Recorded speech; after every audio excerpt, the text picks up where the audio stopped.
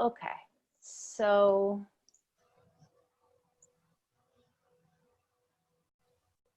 maybe to just get started, what's your experience in going through each level before we go into the work itself? I was doing a lot of checking in my head, like, whoops, yeah, we're doing this, and we're doing this, and we're doing this. And not so much of the above the line. How about you?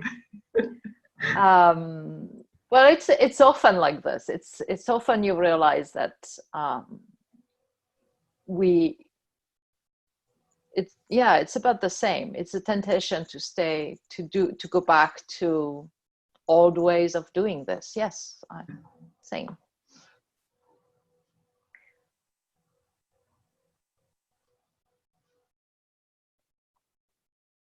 Well, plus for me, it's not only going back to the familiar ways. I'm feeling pretty good in my head because that's what I've done for 20 years or whatever. So we're really good at that. Did you get a sense of how you would need to engage in order to move to above the line? What would be different in you? Pretty much everything, like a lot of things.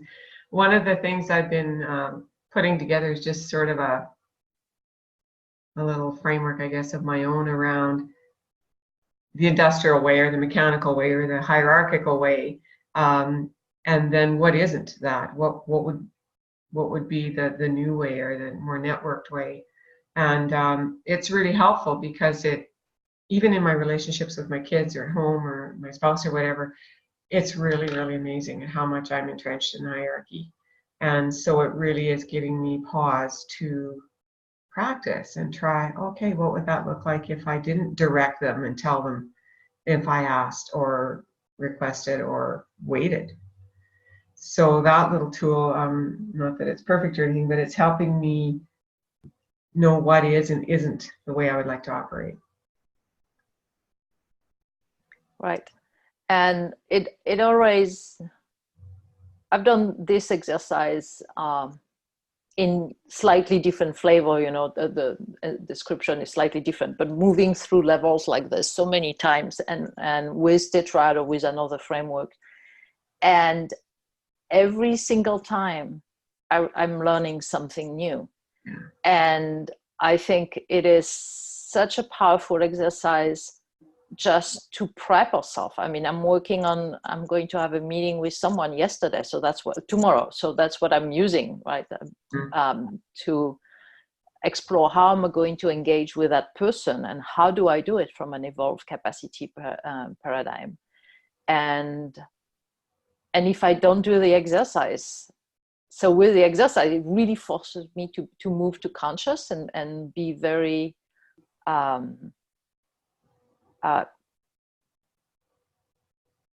use a lot of care in my thinking and my approach and how I'm going to engage that person. If I had not done this exercise, I'll be just it's my automatic of my normal ways of doing things. So as prep for meetings or activities or workshops that we're doing, it's really, really useful. Good.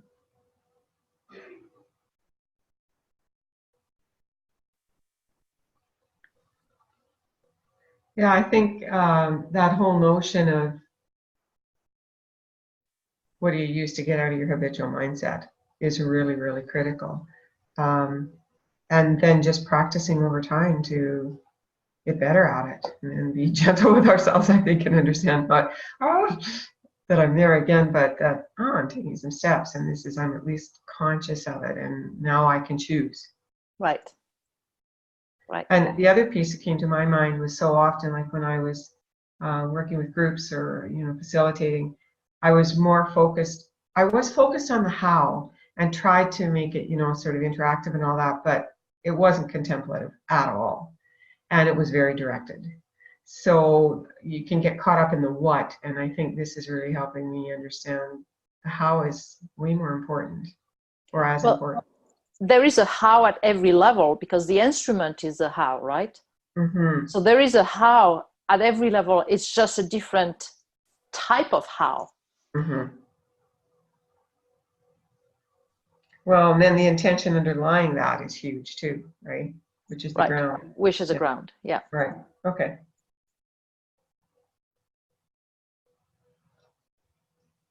I found this fascinating because the board that I'm working with is a cooperative board. So lots and lots of energy into serving the member and how cooperative principles help us operate differently, and they do. And there's been something kind of niggling at me about that because I think it also allows us to operate below the line in different ways, right? Be sort of self-serving, or a lot of rah-rah that we're cooperative and all that, and yet I think it actually makes it even more challenging to be operating in a truly cooperative way. Yeah. So you're in the doing good paradigm. Yeah. And yeah. I have often heard Carol saying that the most challenging people to work with or to evolve to above the line are actually people very deeply grounded in traditional sustainability. Mm-hmm. It's easier to take someone maybe at the extract value or risk disorder and move them up than taking the doing good up, because the doing good, they're so satisfied with what they are doing. But it makes it, she's right, it makes it very challenging to challenge. Right. Commonly accepted, we all bought the story, right? Right. And so it can look like sacrilege when you're not buying the story because, hey, we're a cooperative. But yeah, I think breaking through that would be a huge step. So, okay, so let's explore this a little further. So what do you see as the most important things to achieve then in order to move them up? If you're looking at what you have in the tetrad, at the doing good, and then evolve capacity, what's really the shift that needs to happen there so that they move up? Well, I think a big one is stop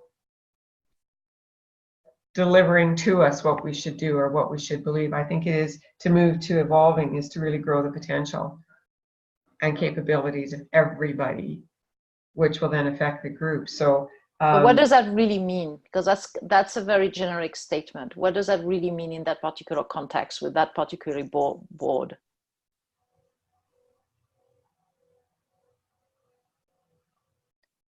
Well, I think it switches from a board that's asking for things to be done and we come back the next time and it's done from the senior level without input from the rest of the organization. So it's still the old model. And we accept that because we asked for it. And we're very pleased when we get the results, but that is not changing the organization. And so I think a big switch has to be, how do we grow potential? How do we build capabilities for real thinking? In the organization. Exactly. Yeah. And not this way, but throughout. Right. Yeah. Right. Yeah. And for the board to realize that they need to evolve their own thinking as well, right? Because there is a shift that needs to happen within them before they can just trickle it down to the organization. Because you cannot ask the organization to evolve capacity if the board doesn't have that capacity itself, right? So are you able to start imaging a new way of engaging the board itself so that you might be able to help them somehow be more aware or gain a deeper understanding of what's going on with them? Yes. Okay, that's really good.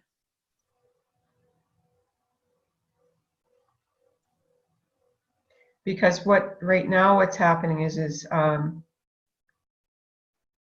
I think the board thinks they're asking for, clarity and things to be different, but it's being done in the old way. So it's just more of the same.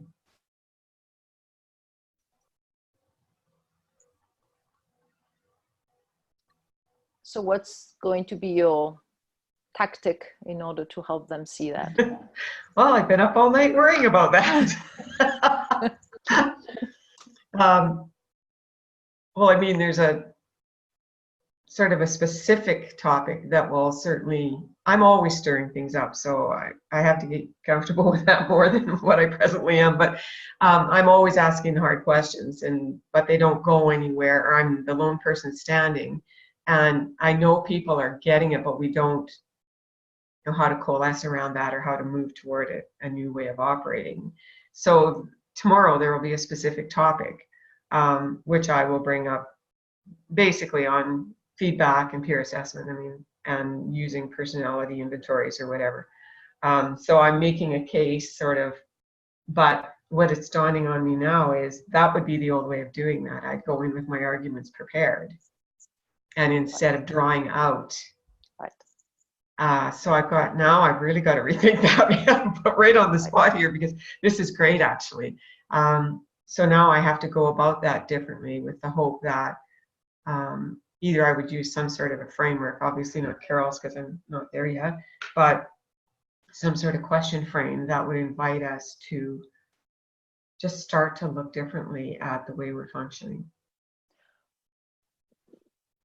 Well, you said not using Carol, but you don't have to use Tetra. That might be too much. But do you think that how about showing them each level with a very brief description and asking them to look at all those different approaches and see where they are, what they're trying to, and then asking them what it is that they are really trying to achieve.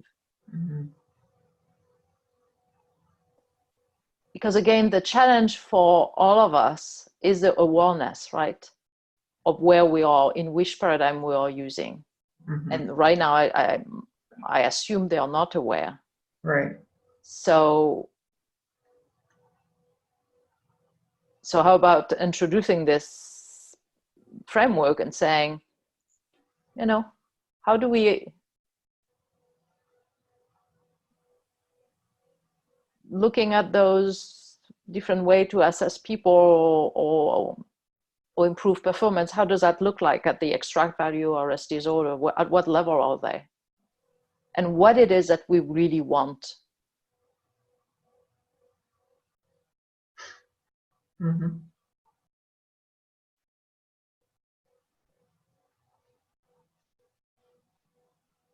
And just go very intuitively. Okay. I mean, what do you think? What's...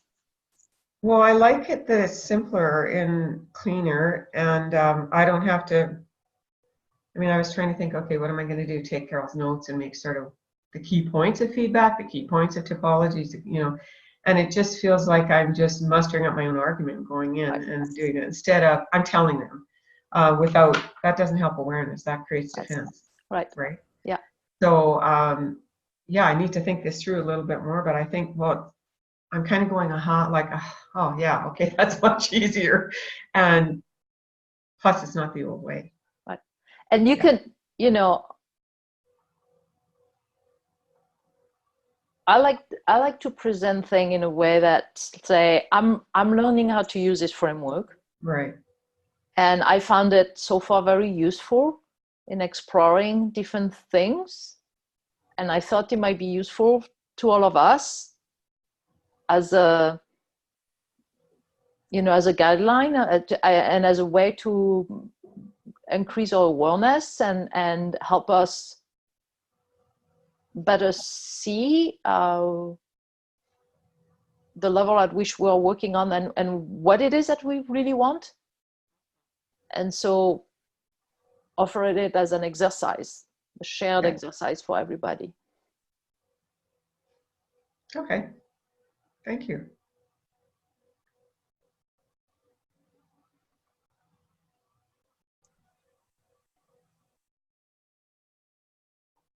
I mean, that's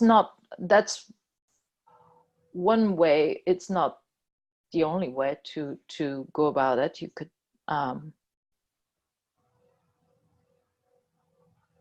I think it's interesting to explore what questions could you ask them using, if you were not showing it, is then, and I'm thinking exactly the same for my meeting tomorrow. I don't know, and I'll see it in the context of the conversation, whether there is a place at some point. So sometimes you don't, you have to fill it, right? So tomorrow, I'm thinking, depending how the conversation goes, I might show it and ask a question, or I might not show it, but I need to have it myself in the mind so that I can create questions that move. I'm having the same issue. The person I'm meeting is deeply in the doing good. Deeply in the doing good, thinking he's using the regenerative word. He's convinced that he's at the regenerative level. And so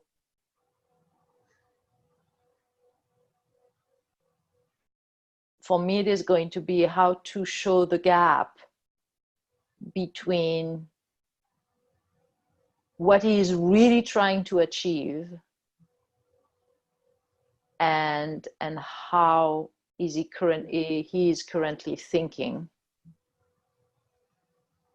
and to some extent help him see that his way of thinking is a restraint to get to what he wants to achieve. So in light of what we're doing today, really what we're talking about is operating in a way that invites awareness. Yeah. Okay. Yeah, because the choice itself is not up to us, right? Right. Tomorrow, any of that. Yeah. Yes. And what's lovely about that is that it's not the old directive, try and encourage people over or get more people on your side. All that old stuff that is so divisive. It's really wide open and people get to choose. And then also, I mean, I've experienced this, and I'm sure you have too, where it's really surprising when you open up the space like that. It's absolutely surprising and lovely what surfaces and gives people an opportunity to operate in a different way. Yeah. Yeah.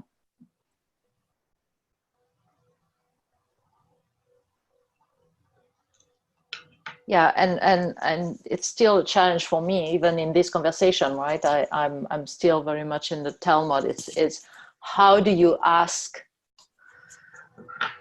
the questions so that the person or the group is able to come up to their own conclusion, as opposed to us making the A predetermined answer, really. predetermined, Yeah. You know, I mean, for me, it's still difficult to move beyond well, how about if you were going it this way, which I just did with you, right? Right. So it's that one is it's still a challenge for me. Well, I think the key for me is as soon as I'm in telling, I'm into some other agenda. Right. Well, and you know, the how about doing it this way, it's like an arrest disorder. It's like, oh, you're having this challenge, so maybe I can help you by suggesting something. So would there be a way you could use a resting disorder in a positive way? Because I know Carol has talked about, you do still use all of these. You don't want to be stuck on one or using one predominantly, but yeah, when I mean, would that work? I think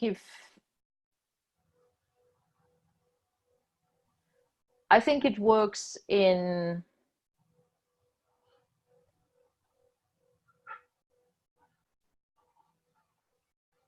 after. I think one way of seeing it used very effectively by Carol or Regenesis actually is by they resource you first and ask you a lot of questions without making any suggestion or hidden suggestion. And they let you really explore on your own. And then eventually, and they don't do it always, but eventually at some point they may make the suggestion, but you have done your own thinking first. I think what's important is for people to do their own thinking first. And then after the thinking, you can make a suggestion and make it clear that that's a suggestion. And so that people see the difference between their own thinking and what the suggestion brings. Okay.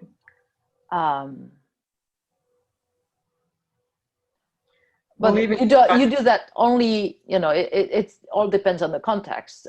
If ideally you want the person to come up with their own solution.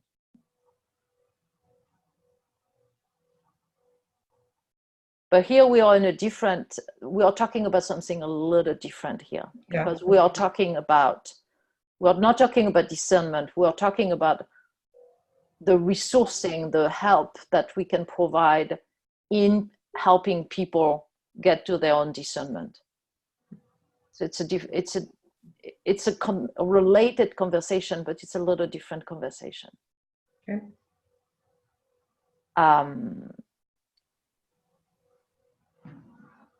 What I would like to do, and unless you have any other comments, but I'd like to do the other question in this exercise, which I often use I often found really insightful doing this. So now that you've gone through all the levels, you're at the top now. You are the evolved capacity paradigm. And it's useful then, from that standpoint, you say, well, I want to stay at the evolved capacity paradigm. And actually, it's a little bit answering the question you were asking about, is how do you include what's important at other levels? You were saying, is there times for arrest disorder? Mm-hmm. So but again, let's be concrete here. So using your meeting, you are embracing, you're really at the level of evolved capacity, but now you're looking at how to rename. It would not be called doing good anymore, but if you were taking what is really core and important from the doing good paradigm, how would you rename it so that you incorporate what's important inside the evolving capacity paradigm? And how would you rename the arrest disorder? It would not be arrest disorder, it would be something else. And same for extract value. So you're moving down now, renaming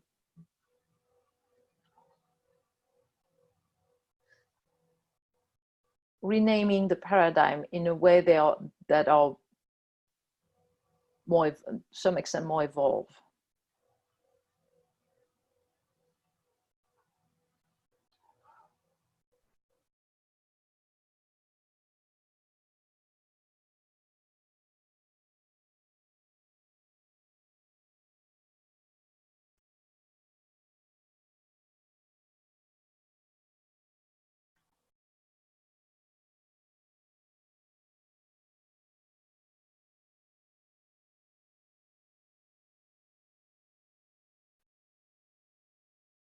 I'm going to have to think about these.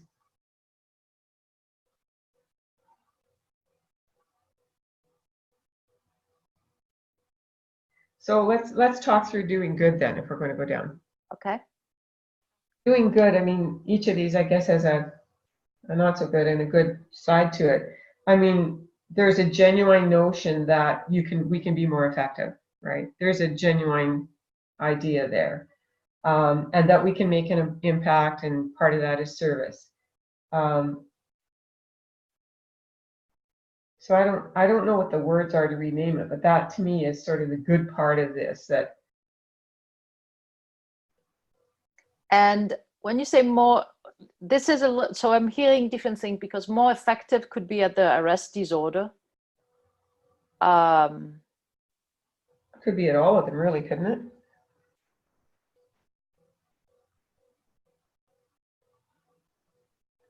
Yeah, it's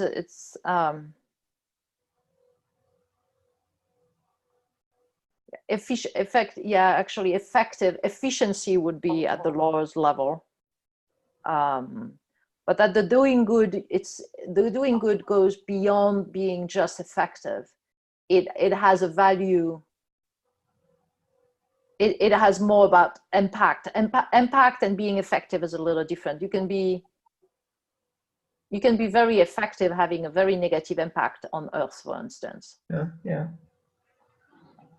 So the doing good has a different type of value there. So and that's this value that we want to capture and then rename to some extent. Well, I like what it says around the idea that people can grow and change and become more skilled over time. But here you're not looking at it from the generic definition. You're looking at it in your activity, because you will rename them differently depending on your activity. So look at how you define the tetrad for that particular activity.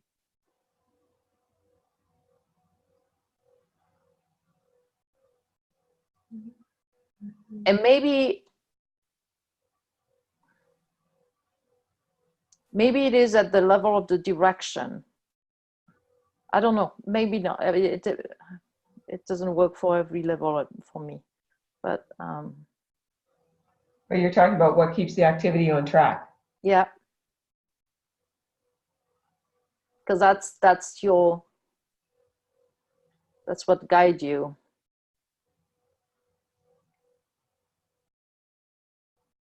Well, if we look at the doing good, I mean, growing and becoming more skilled or more adept over time. In the case of my board meeting, I guess it depends how you define growing and becoming more skilled over time. If it's right, because I could be at the evolved capacity.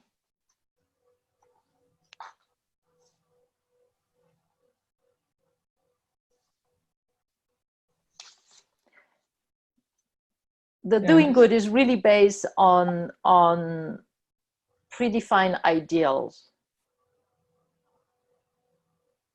of what is being good.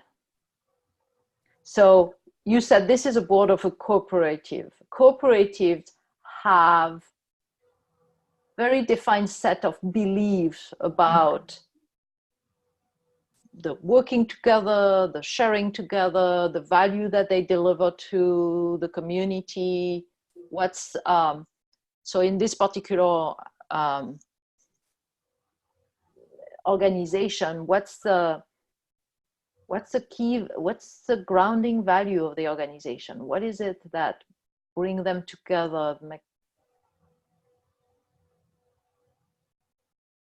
Well, I think with most co-ops, it's about service to the member and community. So maybe that's the renaming. At least that's a candidate for now. Because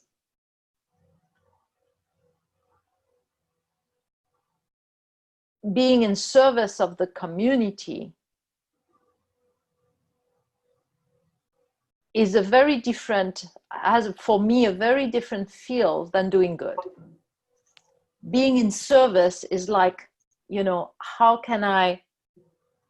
being in service means that I really need to know my community, really deeply understand the community, and then find ways where I can better serve, as opposed to doing good is imposing my own definition of what is good. So I think it is already, I don't know if it is exactly that, but I found it already a big improvement. Okay. Do you see the difference? It's sort of the same difference as directing and telling people and Again, drawing out. It's yes, drawing out. Yeah. again. And yet you're bringing that paradigm, the best of that paradigm, right? Which is, but now it's the paradigm has evolved itself. It has moved up itself. Okay. And if you do this at every level, all the way to extract value, you will see that now, you know, when we think of, you know, extract value as a relationship between people, for instance, and transactional relationship, that's what we don't want. But there isn't, we know that there need to be some exchange. So at the extract value, it could be exchange based on reciprocity, or it could be something really of a higher level of order. I mean, my meeting tomorrow is to explore my involvement in a particular project, right? And as part of the engagement, I would want to be paid. But if I'm going there just from an extract value where I see a job opportunity or a gig opportunity and I just want to get the maximum money for that gig, right? It's completely transactional extract value without really caring much about what I'm getting into. But that doesn't mean that when I'm working at the regenerative evolved capacity level, I would not be fairly paid for what I do, right? But again, that may also change. In I don't know how it would look like in this particular project, but work that I'm doing in Mexico, for instance, where because of the exchange rate and what they can afford, the payment in money is much lower than I would get in any other place in the US. But they are trying to be extremely creative in terms of how to create reciprocity and how to bring other kind of values for me. That so value, the payment now, it's not just monetary, but I'm building relationship. I'm developing my own capacity. They are hosting me. And the way they are hosting me, they're trying to be really creative in terms of the experience that I have every time I go in Mexico. That is a you know, a great experiences. Even so, I'm going there to work. They're trying to make it such a enriching experience, where they may give time for me to visit places, or you know, so and they're supporting that. It's not just, Beatrice, figure out what you do in your free time. No, they're really creating a whole package so that it makes it really attractive to me beyond just the monetary value or the learning component. But everything is part of it. So and now we are really building relationships among ourselves and finding ways where there is, everything they do is based on reciprocity. It's really interesting. So really, are you saying there, instead of extracting value, it's reciprocal value, or? Yeah, it would be, yes. Okay. For Mexico, it'd be really. That's a really great example.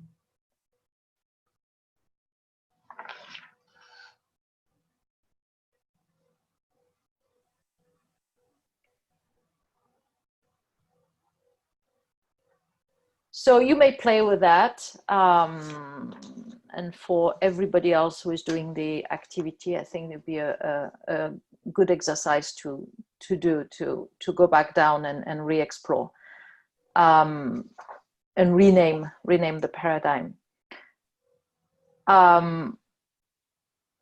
I'm looking at time and we only have 7 more minutes. So I want to capture any kind of final reflections and then speak a little bit about what I see moving forward.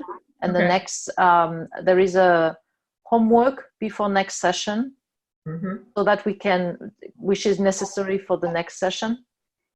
But first, any final reflection on what we did today, or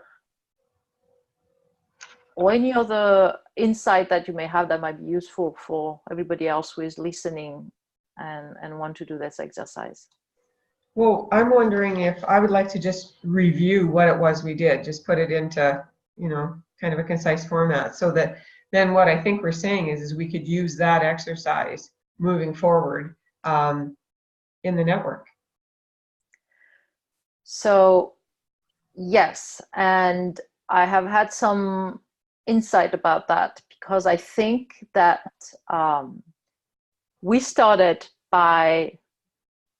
we came together as a group because our interest was, how about creating offerings, workshops, developmental opportunities for the network. And then the question was raised about, we want those offerings to be aligned with the premises in the network. And so how do we know that? And paradigm discernment became very central. What I realized is that what we just did today, and actually what we will do next time as well, could be a learning module for people in the network and for new people coming in to learn about the paradigm and to develop their own capacity in terms of doing this. So today was just kind of a practice for us and exploring, but as a whole group with everybody, I'd like to discuss the possibility of developing actually a little learning module or development module to help people with paradigm discernment, and then recreate something. And it raised the question, is it something recorded that they can, or is it something always facilitated? So each one of us may take the responsibility that when someone wants to work on paradigm discernment, we offer this as a service to the network, where we facilitate that process. We may have a guideline and a set of exercises on how to do that. It could be a multiple step. I see it right now as a multiple steps, like we're doing it, where there is an introduction. There may be, since we were already aware of the paradigm, I feel I jump a little bit the first step, because for somebody who is coming fresh into the network, you may want to have a session on introduction to the paradigm with a different kind of exercise, which is more intuitive exercise about understanding the paradigm at the high level, and then maybe a deeper dive into this exercise to really build discernment capacity, and then go a step deeper. So the next step, what I'm proposing for next time, would be so I'm offering first an homework, which is based on the exercise we did today. Could we develop for each level of paradigm a few premises or principles that could be used to assess, again, any kind of activities or work or written text or articles, so that can help us. So the guidelines for assessment or for discernment, premises. So a few premises at each level, so that then we can compare them. And next time, what I would offer is, I have 3 HBR, Harvard Business Review articles And they're really short articles, so that's great to do that in, again, 90 minutes, where we'll pick, and I may send them a little before the session so that you can pick one, and then explore the paradigm at which this article was written. And there could be a mix of paradigms, actually, but looking again, so from the lens of the premises and principles, discern the paradigms that are in which the text or the article is grounded. And I think this is the practice that we need to start making, move into a new habit for us, is that anytime something came to us, anytime somebody speak to us about something, we are able to discern the paradigm within ourselves so that we can help, again, and resource that person in such a way that we can maybe lift up the thinking.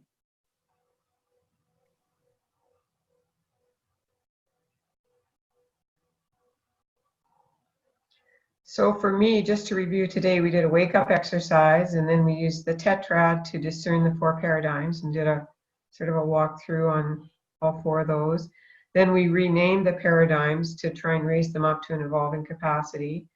And on the side, there were a lot of ahas for me, such as telling versus drawing out, questioning, resourcing.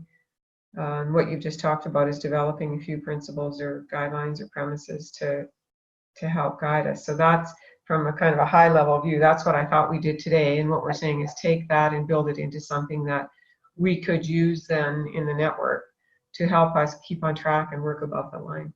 Right. So that's a question that I'm offering for the group, knowing that next session it's a deeper dive into the paradigm, but using now not a personal activity, but an external text, an article written by somebody else, and using our discernment there.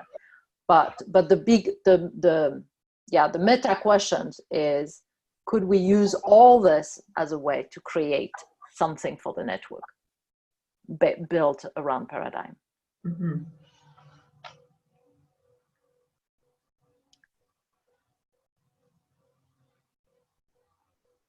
So I'm going to send the document, and once I have the link of this video to the group. Okay. And hopefully we'll have some more people. So hopefully people will be able to do that on their own, and then we'll meet again next Tuesday, same time. You bet. Thank you. Yeah, thank you, Sandy. Cheers. Bye. Have a good day. Bye. You too. Okay, good.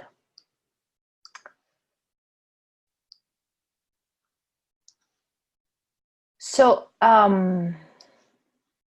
just to get us started a little bit, in terms of a wake-up exercise, I was thinking of considering how we have used discernment in the past, and especially how do we discern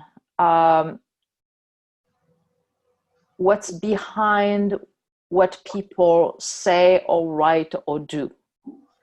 So it's useful always to start with a concrete example. So think of times where, so it could be you've read a newspaper articles or any kind of articles, or you have read a report. You were a student, you were a teacher, so maybe it's even a student report, or you can even look at something that someone has said or done. And here it's not so much a quick judgment of what you read or hear, but more looking at what's behind. Why did this person say he or she says and or write?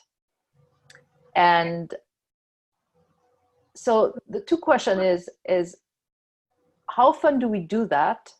And when do we do it? How do we do it usually?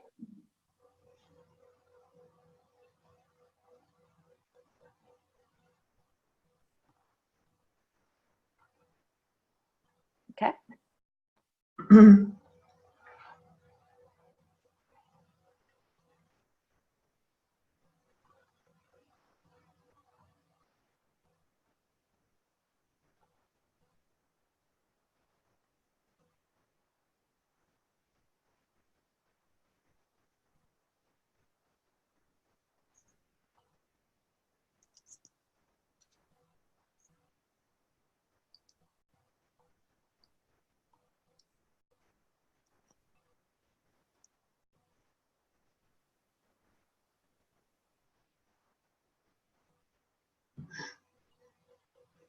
Well, this is an interesting timing because I'm going into a board meeting tomorrow, and one of the things I've been up half the night worrying about is the concepts of peer assessment, feedback, and surveys, and using typologies like, Myers-Briggs or whatever it is.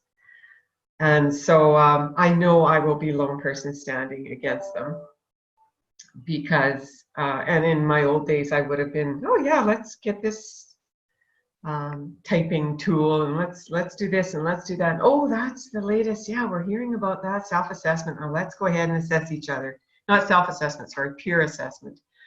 So yeah, let's try that one, and a constant diet of the next fad that somebody's heard of or somewhere read about it or whatever. And so I've been rethinking, in light of change,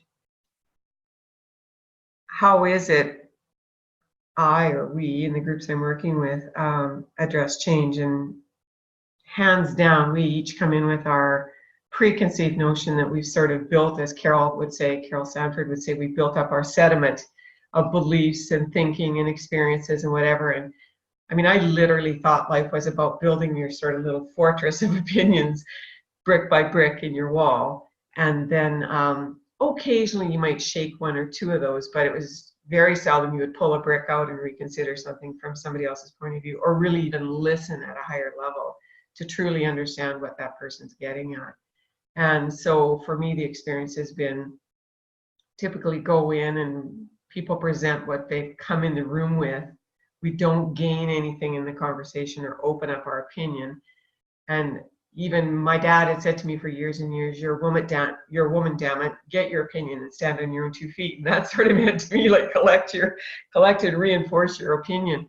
And it is of late that I've been, well, not late, the last few years, where I've been really wondering and thinking about that, and how is it we form our opinions. And certainly all the, cosmology, epistemology, and all that sort of thing is hands down huge.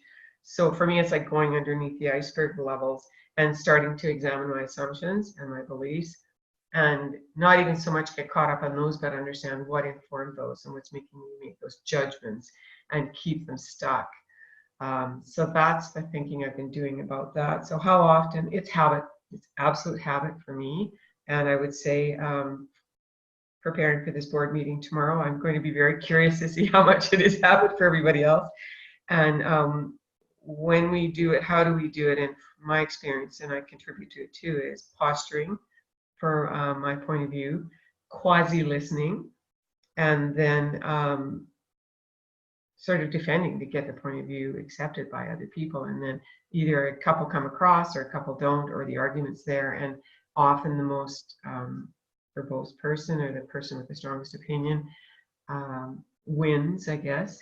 And seldom is it based on actual research. It's mostly based on hunches or literature or somebody's opinion. So that's a long-winded way of saying what that experience is like. But I think you articulated very well. This is also my experience, and actually, and I think that's why Carol is emphasizing so much discernment, is that we are value or beliefs blind or paradigm blind. Mm-hmm. So in your board meeting, I suspect no no one has ever thought of really going back deep into how they came up with those beliefs or those positions, right? When they make a position or what. And we spend our time fighting against position. Yes. And never truly understanding what they are grounded in. And so this is really what we are looking at here, is stop fighting the position, but going way deeper and really understanding what's underlining them, what's at the root, how this has been constructed. And then it's up to us, and it's up to anybody, to make a decision of whether to stay at that level or to shift. But at least you're aware of it. Right. So I think this was actually the perfect story and the perfect the perfect sharing to get us into the 2 days exercise. So that's really great.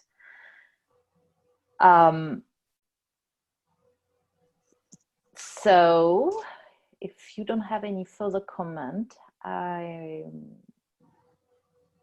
Do you have anything to add for your experience? You said that no, that was. I mean, my experience is that we don't go deep. We don't do this value assessment or belief assessment.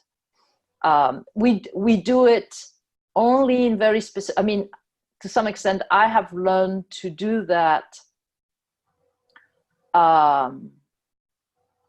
When in leadership workshop, for instance, and tools that I have used in the past, the ladder of inference, you mentioned the iceberg. It's a little bit this idea of looking underneath. So it's interesting that when,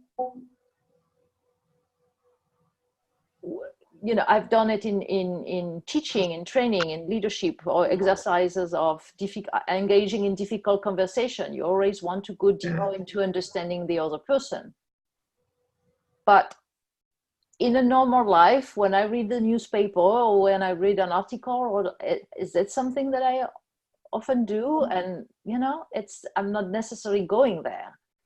I would, at least I'm going there way more now because of the influence of Carol doing it, right? Right. So I'm actually much more aware now than I used to. But my experience for people is that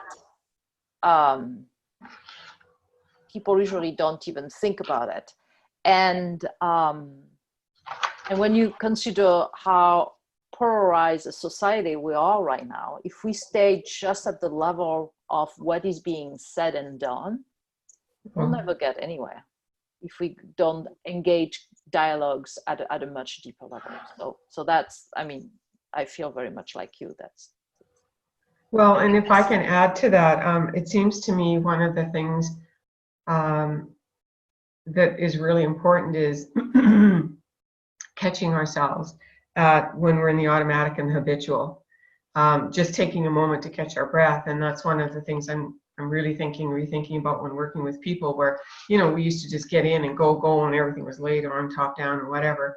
But some of the more sort of sharing kinds of ways and thinking, giving people time to think, to get out of catching, like to catch ourselves and get out of habitual and automatic, and armoring up so that we're ready for the whatever fight. And so it seems to me some of the work is in reminding ourselves to allow a switch out of that, and what are the structures and or the techniques we can use or tools we can use to help people be more contemplative,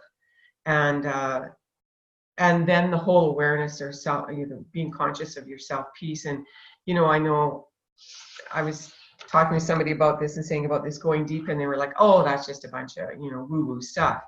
And so I think even that's going to be part of the work to do, is what does this mean to go deeper, and how it feels totally differently than our traditional way of, the contemporary way of operating. So catching and awareness, I think, are big parts. Yeah. Okay. So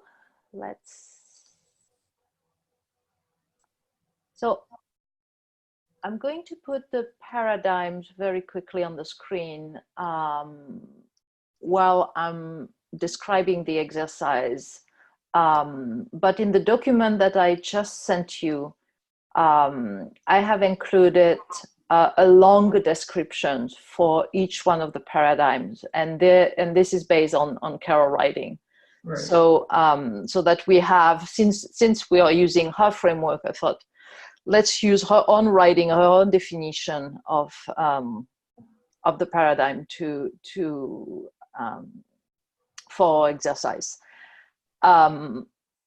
So again, as a background, I've actually got this document, Beatrice, right in front of me. Great, I had it. Great.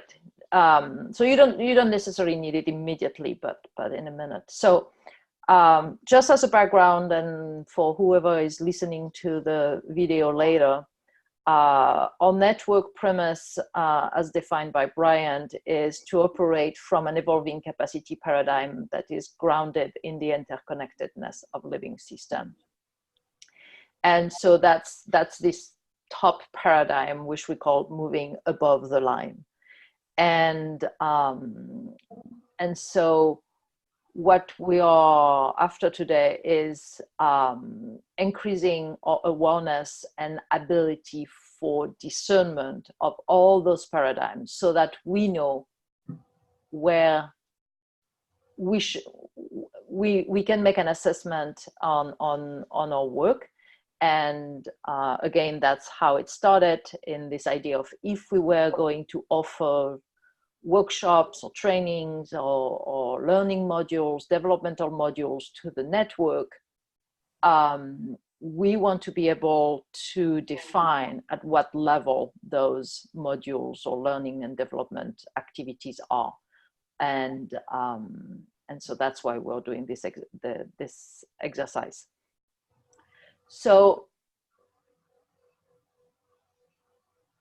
I'm not, again, because there is a definition, it's on the screen, I'm not going to define the paradigms again. I'm going to describe the activity. So it's always important to make it very concrete with a real example. So think of an activity involving at least one additional person. You need to be in interaction here. So at least one person, but it could be a group that maybe you are either currently engaged with, so you could think of your board meeting or something else, or that is coming up in the next few weeks. So it could be a meeting, a workshop, it could be an event in your family, with your family. So something involving other people. But think of it as an activity. So so for each, what we are going to do is, for each level, we're going to explore this activity at each level of paradigm, starting at the bottom. So we're going to, and to do that, we're going to use the tetrad framework. So for this activity, for each level of paradigm, we are going to start looking at the ground. What's the starting point or the starting belief at the origin of this activity?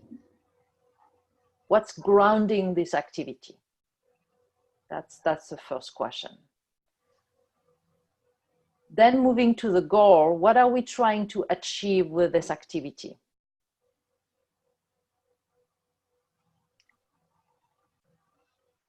Then the instrument, what approaches, tools, systems, or any other means are we using to carry on the activity? The instrument is really the how. And it could be knowledge, it could be skills, it could be a system, technology, a way of going about something. And the direction is what tells us whether we are on track or not, whether we are moving towards our goals, whether we are going into the right direction. So this is usually a way, the direction is it's a North Star and a touchstone. So it gives us a direction as a North Star, but it also guides us in the process, telling us whether we're making progress towards our goals. So it allows us to make an assessment on whether or not we're moving toward the goal. The additional thing I want to mention about the tetrad is that for each point, we're not trying to build a bullet point list. We're trying to essentialize. So there will be it's a very short sentence there. It's something that captures, again, the essence of what it is we're trying to do and how we're doing it. So we're not trying to build a laundry list of items at each point, but just going to what is core, what is important. So that's that's a core of the exercise. I have added another step, but I think I will talk about the other step once we have gone through this first. Okay. So what I think would be useful now maybe is I stop the recording for a while. You work on it a little bit on your own, just giving you, but you need a little bit of time to read the paradigm and think of your activity and start thinking it at each of those levels. And then we can talk about it. And then I will, to do that, I will stop the recording so that people have kind of the debrief and have a sense of how we move the hierarchy from extract value to evolve capacity. That makes sense? Do you have Okay, so just to clarify, what I'm hearing is that I'm going to work through each of the paradigms using the 4 points on the discernment model. Yes, so you're going to have 4 tetrads, one for each paradigm. Right. But for the same activity. So you think of this activity and say, if I engage, let's say with a board meeting, if I engage in my board meeting from an extract value paradigm, how is that going to look like? Okay. What do I take as a ground? What will be my goal and how am I going to go about it? If I engage in the same meeting but from an arrest disorder paradigm, what is this going to look like? And so on and so forth. Okay. Okay. All right. So I'll stop the recording.